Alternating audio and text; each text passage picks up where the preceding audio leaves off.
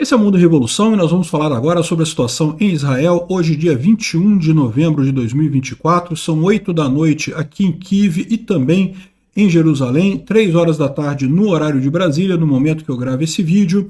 E além das ações israelenses aqui na faixa de Gaza, aqui na Judéia e Samária, aqui na Cisjordânia e também no sul do Líbano, tivemos muitas ações israelenses aqui em Beirute. Beirute teve um monte de alvo de ontem para hoje, tá? Um monte de coisa aqui, todos os prédios que foram avisados pelo comando israelense que seriam atacados e foram de fato destruídos ali em Beirute, né?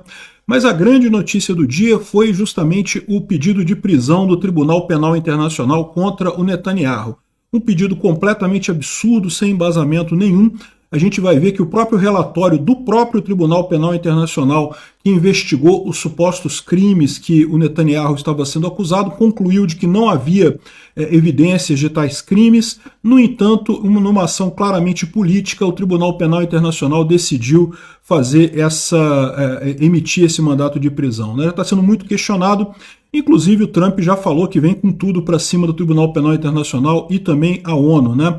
Eu, sinceramente, depois dessa guerra, particularmente na questão de Israel, é realmente uma vergonha a ONU. Tem que ser extinta, tem que acabar a ONU, não serve para nada, só atrapalha, é a impressão que dá. Vamos falar sobre esses e outros assuntos em detalhes. Essas notícias foram sugeridas por Capixaba Ancap, Peter Dessa Chaminé de Sunga no Natal e várias outras pessoas. Obrigado aí ao pessoal que sugeriu notícias lá no nosso site, no wrevolving.com. E obrigado a você que está assistindo o nosso vídeo. Se você gosta do nosso conteúdo, por favor, deixe o seu like, se inscreva aqui no canal, né? Pois bem, então, falando aqui sobre a situação na faixa de Gaza, nenhuma mudança significativa, continuam as ações israelenses aqui, principalmente no norte da faixa de Gaza. Um dos comandantes da Guarda Revolucionária Islâmica do Irã, o Basij, um dos que ainda está vivo, um dos poucos que ainda está vivo, né, falou que os Estados Unidos e Israel foram derrotados pelo Irã, segundo ele diz, né? Eu não sei muito disso não, né? Porque você vê a situação como essa daqui, né? Esse daqui foram os terroristas do Hamas que se entregaram ali na faixa de Gaza de ontem para hoje. Isso daqui parece muito mais com derrota do que o que está acontecendo com o Irã, né? Mas vamos ver onde é que vai chegar isso daí, vamos ver se esse cara vai sobreviver para ficar cantando vitória por muito tempo, né? Aqui, ó, isso aqui é o que uma derrota parece, né? Mais uma entrega em massa do Hamas ali na faixa de Gaza, no norte da faixa de Gaza. Na última noite, eles são retirados, eles ficam de cuecas, né, porque eles podem estar com explosivos, né, então por isso a necessidade de tirar a roupa deles, né. Enfim, está aqui o pessoal sendo preso por Israel ali no norte da faixa de Gaza, se entregaram. Isso parece derrota, não é o que está acontecendo com Israel não, né. Aqui tem mais uma série de operações israelenses ali na região de Jenin. Jenin é ali na Cisjordânia ou na Judéia e Samária, né, nessa região aqui, ó. Israel tem feito várias operações por aqui. Jenin está aqui, mas tem operação em um monte de lugar nessa região aqui. Essa aqui é um retrato dessa operação, né? Infelizmente ainda tem muito terrorista ali na Cisjordânia também. Eles não estão tão ativos quanto na faixa de Gaza ou no norte de Israel, mas ainda tem grande quantidade ali, né? E bom, lá no norte é onde tem acontecido mais coisa, aqui no norte de Israel e no sul do Líbano, né? Teve poucos foguetes lançados pelo Hezbollah contra o norte de Israel, mas teve muito ataque de Israel aqui contra as bases do Hezbollah aqui no sul do Líbano, né? Agora, o que realmente chamou atenção foi aqui em Beirute. Aqui em Beirute realmente teve uma série de alvos atingidos por Israel de ontem até hoje, né? Então tem, por exemplo, esse prédio aqui que é realmente impressionante, ele sendo atingido por Israel, o prédio vai todo mundo embora. E lembra, esses prédios, tipicamente Israel avisa que vai destruir o prédio, porque tem base do Hezbollah no subsolo do prédio, então as pessoas são avisadas, elas podem sair. E repara como é que é impressionante a precisão do tiro de Israel, né? Um tiro aéreo, uma carga aérea que vai lá, destrói o prédio inteiro, destrói o subsolo todo, e os prédios ao lado não sofrem nada, continuam todos em pé. É lógico, não é recomendado você ficar sequer perto do prédio que vai cair, porque sempre pode ter algum destroço, sempre pode ter algum fragmento, né? Mas realmente é impressionante o que acontece ali, né? E teve mais aqui também, ataques sem parar ali em Beirute. Hoje, aqui mais um aqui no final do dia. Aqui algumas imagens ali de Beirute. mostrando justamente esses alvos que são locais de quartéis generais, postos de comando e controle, postos de armazenamento de munição do Hezbollah ali em Beirute, né? Infelizmente, Beirute foi usada por muito tempo como base do Hezbollah, está ficando parecida com a faixa de Gaza no final das contas. O Instituto para Estudo da Guerra fala sobre o Naim Qassem, que anunciou no dia 20 de novembro que faria um grande ataque, coisa e tal, que o cessar-fogo com Israel teria que ser um cessar-fogo definitivo, não poderia ser um cessar-fogo temporário, coisa e tal. E é o que a gente explicou no vídeo de ontem, esse papo de 80%, estamos 80% de acordo no cessar-fogo. Geralmente não significa nada, porque é um item que vai bloquear a coisa toda, né? E nesse caso é o fato de que Israel até aceita um cessar-fogo temporário, mas cessar-fogo definitivo só depois que o Hamas deixar de existir, o Hezbollah deixar de existir e os reféns forem todos entregues para Israel, né? Então não vai ter cessar-fogo, muito difícil ter cessar-fogo ali, né? Bom, ontem a gente falou que houve um ataque a um jardim da infância em Acre, né, em Israel, né?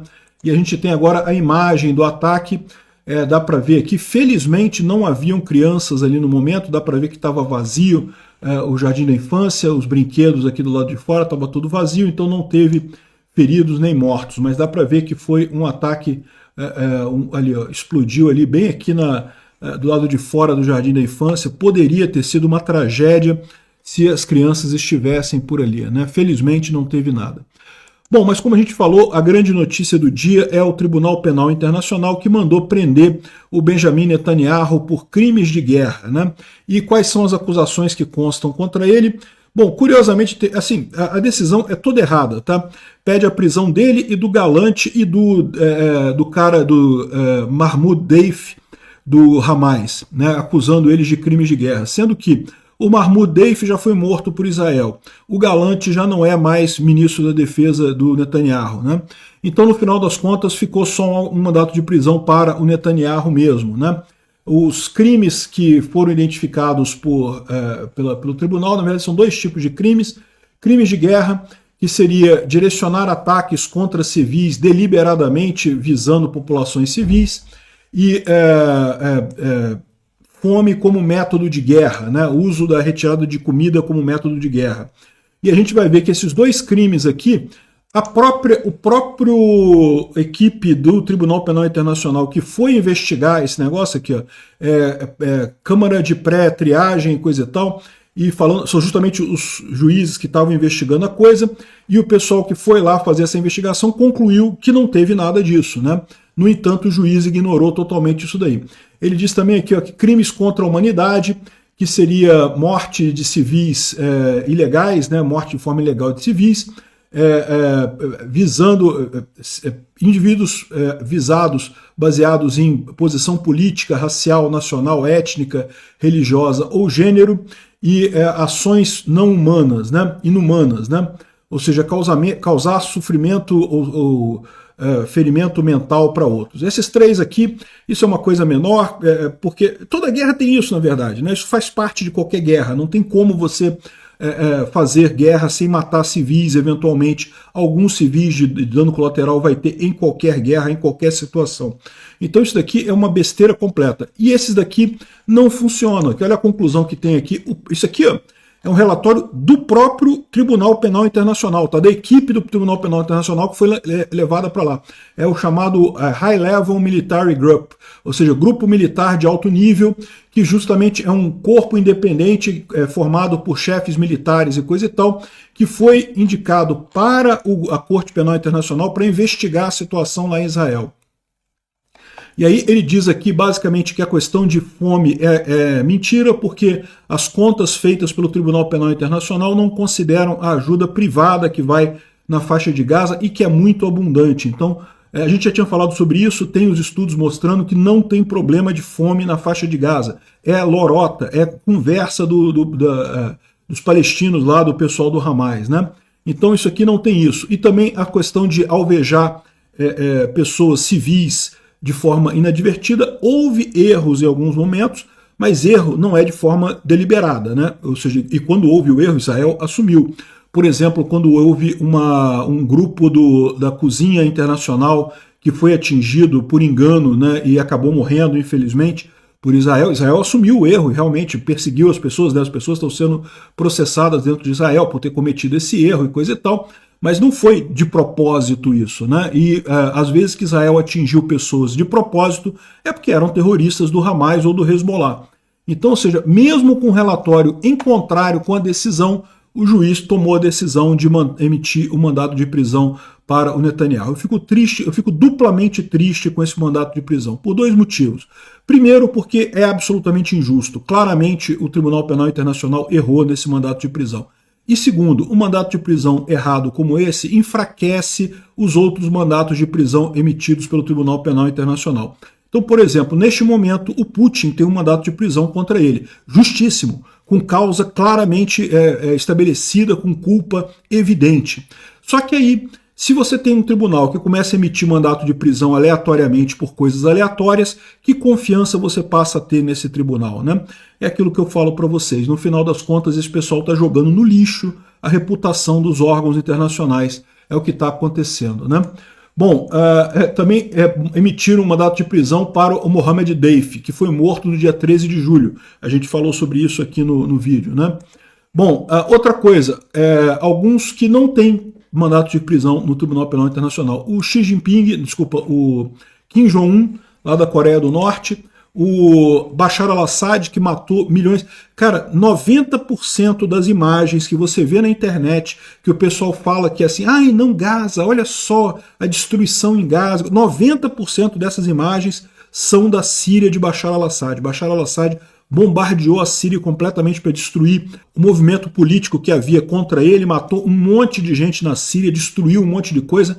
90% das vezes que você vê destruição enorme, crianças e mães e coisa e tal, 90% das vezes é o Bashar al-Assad na Síria e não tem mandato contra ele, né? Os outros 10% são fingimento, são encenação do pessoal da Palestina.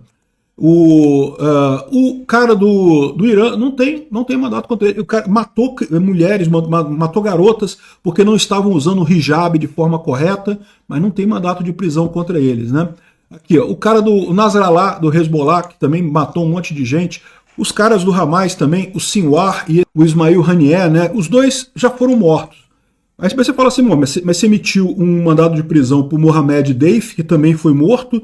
Por que não para esses aqui que estão mortos também, né? Enfim, esses não tem. É só o Netanyahu mesmo o problema deles. Ou seja, é um caso clássico de antissemitismo que está acontecendo no Tribunal Penal Internacional. Eu diria mais, é um caso de esquerdismo, né? A esquerda, a extrema esquerda tem se infiltrado nesses organismos internacionais todos e realmente está na hora de acabar com isso. É o que diz aqui. Os membros do governo de Israel, evidentemente, estão condenando a Corte de Haia por isso, e mais do que isso, Trump já avisou, o líder, o conselheiro de segurança nacional do Trump, o Waltz, falou que chegando janeiro espere uma resposta muito forte, tanto o Tribunal Penal Internacional quanto a ONU do governo Trump, né? E eu espero que tenha uma resposta muito forte mesmo. É um absurdo esse tipo de mandato de prisão, enfraquece o próprio tribunal mais do que tudo.